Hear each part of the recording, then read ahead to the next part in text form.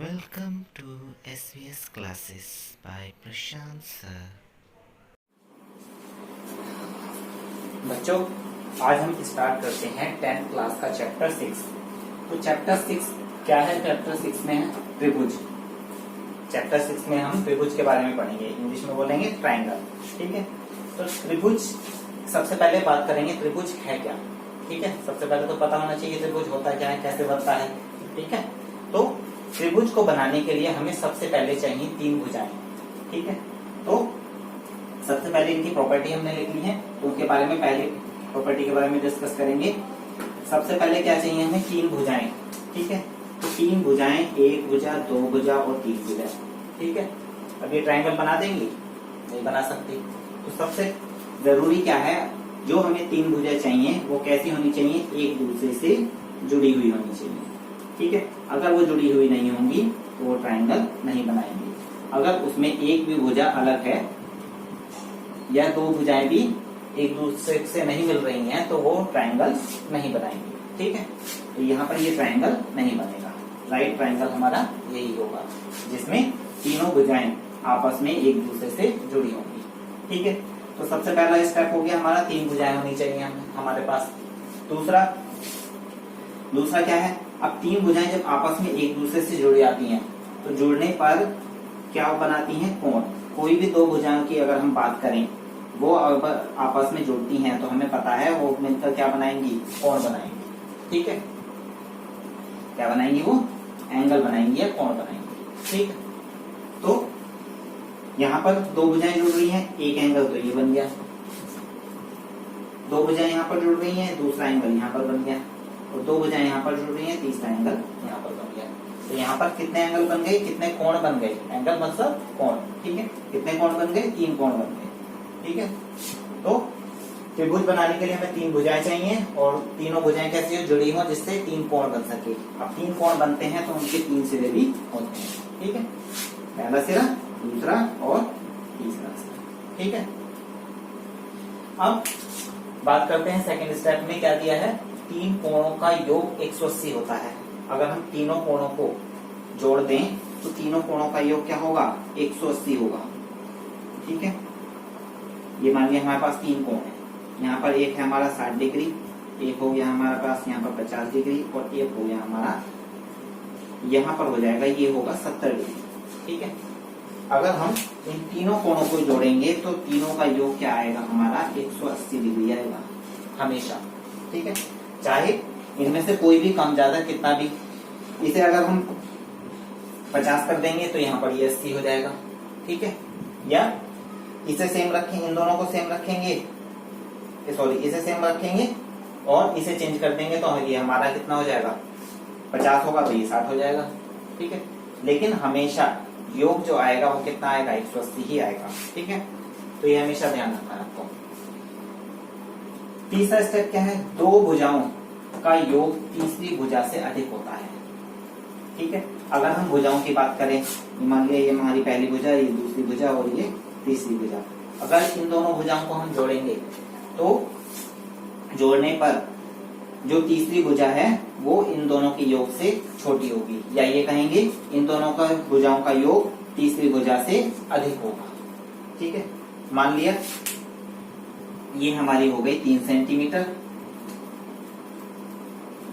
ठीक है, ये मान ली हो गई 3 सेंटीमीटर, ये भी 3 सेंटीमीटर और ये हमारी 2 सेंटीमीटर। ठीक है, तो अब हम अगर इन दोनों को लेते हैं, 3 तो कितना हो गया? 5, 3 से अधिक है। इन दोनों को लेंगे 6, 2 से अधिक है। और 3 और 2 को लेंगे 5, तो वो 3 से अधिक है। ठीक है, तो कहने का मतलब क्या है? अगर हम कोई भी 2 भुजाओं का योग करेंगे तो उनका योग तीसरी भुजा से हमेशा अधिक ही होगा।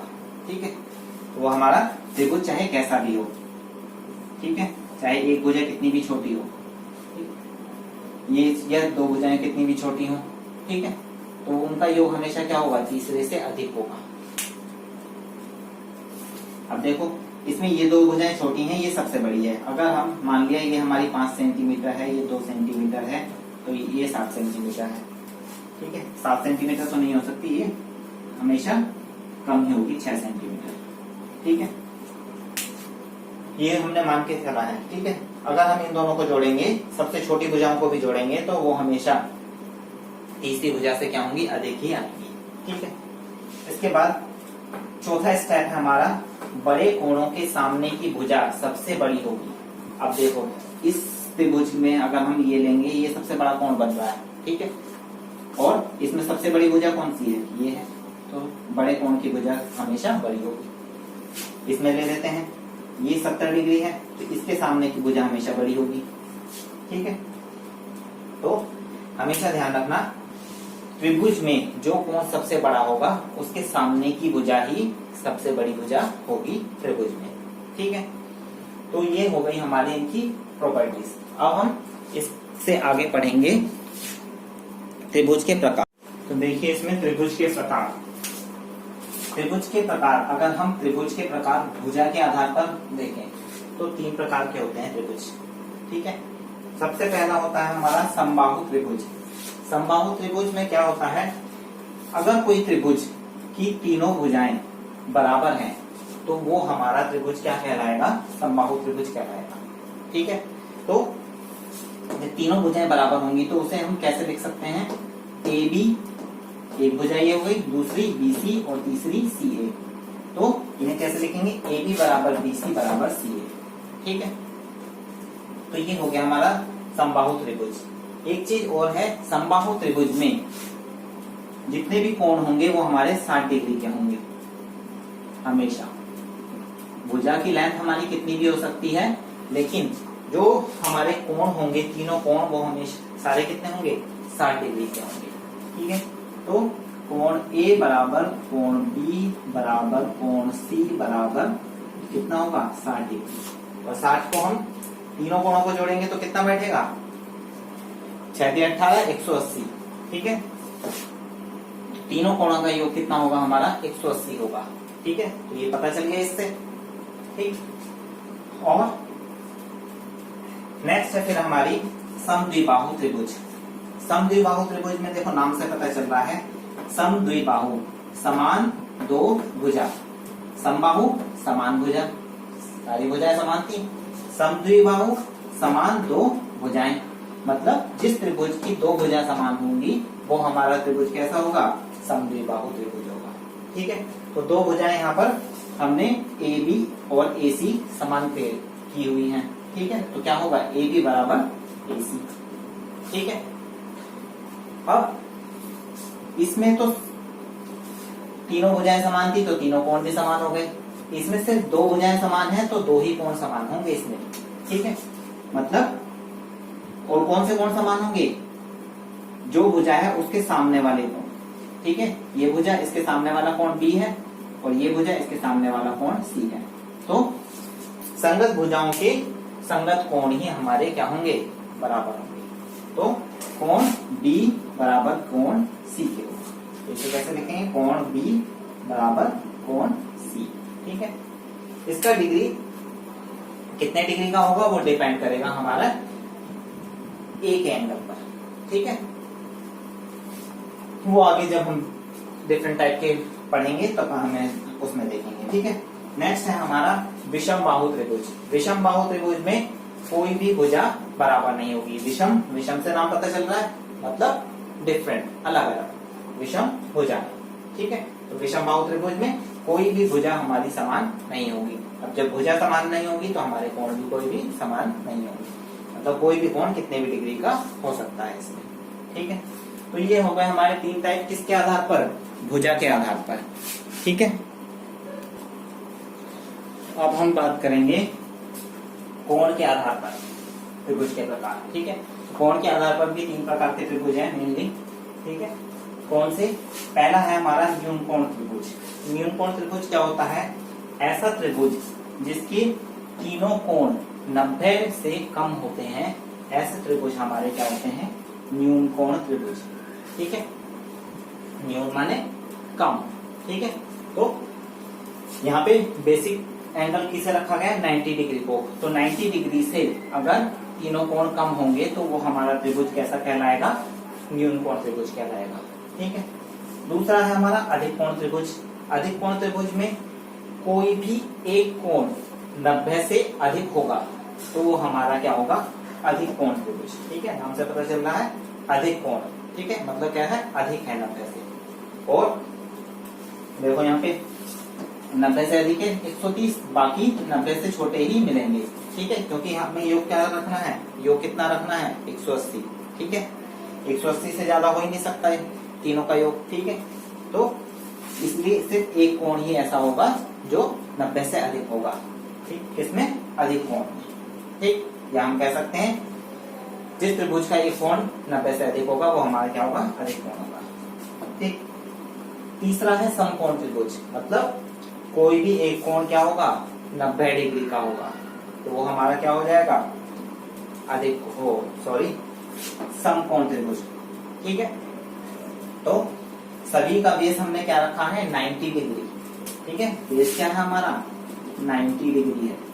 ठीक, 90 डिग्री से कम है तीनों न्यून कोण, एक 90 डिग्री से अधिक है अधिक कोण, और एक 90 डिग्री है तो समकोण। ठीक है, तो ये हो गए हमारे टाइप त्रिभुज के। ठीक, देखो बच्चों अभी तक तो हमने बेसिक पढ़ा।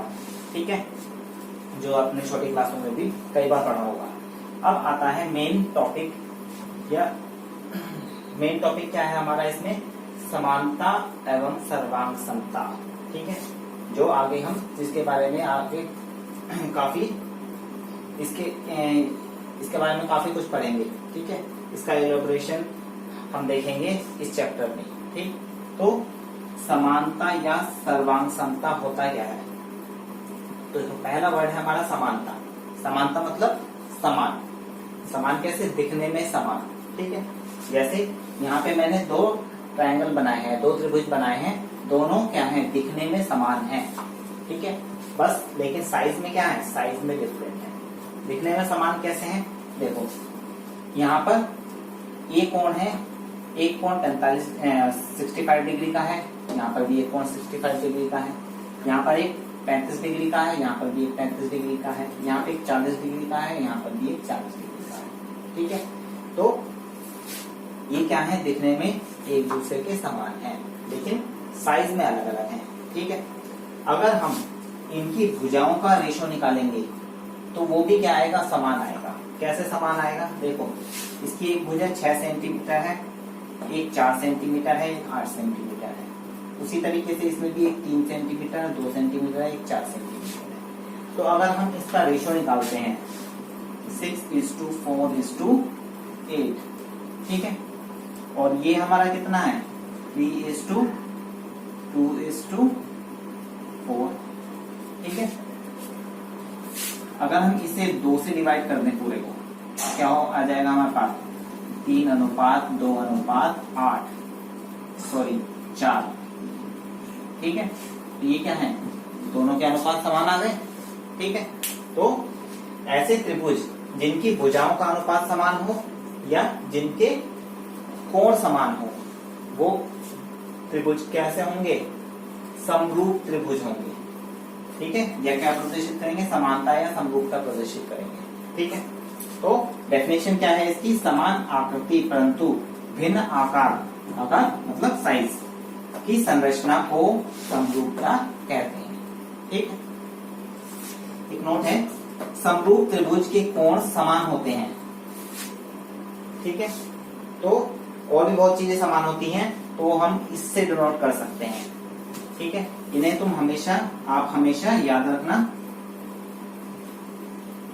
इससे हम पता कर सकते हैं कौन से समरूप हैं और कौन से सर्वांग हैं। ठीक, अगर हमारी तीनों साइड, तीनों भुजाएं कैसी होंगी, समान होंगी, किसमें, रेशो में या अनुपात में, तो वो कैसे होंगे, हमारे समरूप त्रिभुज होंगे। ठीक है, कैसे होंगे, समरूप त्रिभुज होंगे। अगर उनकी एक साइड, एक एंगल, एक साइड मतलब दो साइड और एक एंगल समान होंगे तो भी वो कैसे होंगे, हमारे समरूप त्रिभुज होंगे। ठीक है, जैसे यहां पर हम एक त्रिभुज ले लेते हैं, त्रिभुज में ये मान लिया हमारा आ गया 70 डिग्री का। ठीक है, ये हमारा आ गया 50 डिग्री का, ठीक है। तो ये कितना हो जाएगा हमारा 60 डिग्री का, ठीक है। इसी तरीके से अगर यहाँ पर एक और त्रिभुज हम खींच दें, ठीक है, उसमें दो भुजाएं इसकी, ये भुजा इससे बराबर है, ये भुजा इससे बराबर है, ठीक है, और एक कोण दोनों का बराबर है, तो उस कंडीशन में भी हमारे जो दोनों त्रिभुज होंगे वो क्या होंगे, हमारे समरूप त्रिभुज होंगे, ठीक है। और तीसरा क्या है, तीनों एंगल समान है। तीनों एंगल तो हमने देख ही लिया, तीनों एंगल समान होंगे तो क्या होगा, समरूप त्रिभुज होना ही है वो, ठीक। इसके बाद आते हैं सर्वांग समता। सर्वांग समता क्या होती है, सर्वांग समता होती है हमारी समान आकार व आकृति की संरचना सर्वांग समता कहलाती है, ठीक है। ऐसी संरचनाएं या ऐसे दो त्रिभुज जिनके क्या होंगे, आकृति और आकार दोनों ही समान होंगे, ठीक है। तो सर्वांग त्रिभुज में हम तीनों साइड कैसी होंगी, बराबर होंगी, मतलब एक के ऊपर एक हम दूसरे को रख सकते हैं, ठीक है। यहाँ पर तो छोटी बड़ी थी, लेकिन वैसे सर्वांग त्रिभुज में क्या होंगी, तीनों बिल्कुल बराबर होंगी, उसके ऊपर हम उसे एडजस्ट कर सकते हैं, ठीक है। तीसरा एसएस साइड एंगल साइड, दो साइड समान होंगी और एक एंगल सेम होगा, ठीक है। तो उस कंडीशन में भी क्या होगा, हमारा सर्वांग समता होगा। या दो एंगल और एक साइड समान होगी हमारी, तो भी हमारा क्या होगा, सर्वांग सम त्रिभुज होगा। या फिर आरएचएस, आरएचएस क्या है, राइट एंगल हाइपोटेनस साइड, मतलब एक तो राइट एंगल और दूसरी हाइपोटेनस साइड। अब हाइपोटेनस क्या है, 90 डिग्री के जो त्रिभुज होते हैं, समकोण त्रिभुज बताए थे ना हमने, ठीक है, उन्हें हम राइट एंगल भी बोलते हैं, ठीक है। तो उसमें क्या होता है, एक 90 डिग्री का होता है। उसी की तरह अगर एक और त्रिभुज हमारे पास है, उसका एंगल भी एक 90 डिग्री है, और हाइपोटेनस क्या है, इसके सामने की जो भुजा होती है इसे हम हाइपोटेनस बोलते हैं, ठीक है।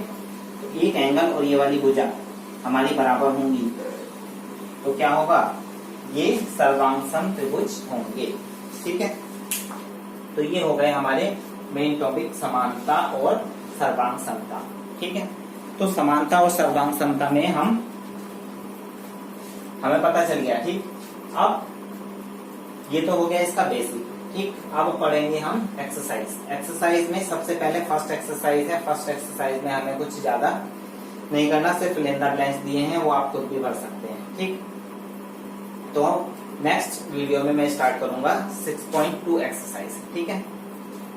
तो इसे ध्यान से पढ़ना, और अगर किसी को समझ में नहीं आता कमेंट बॉक्स में मुझे कमेंट कर सकते हैं, ठीक।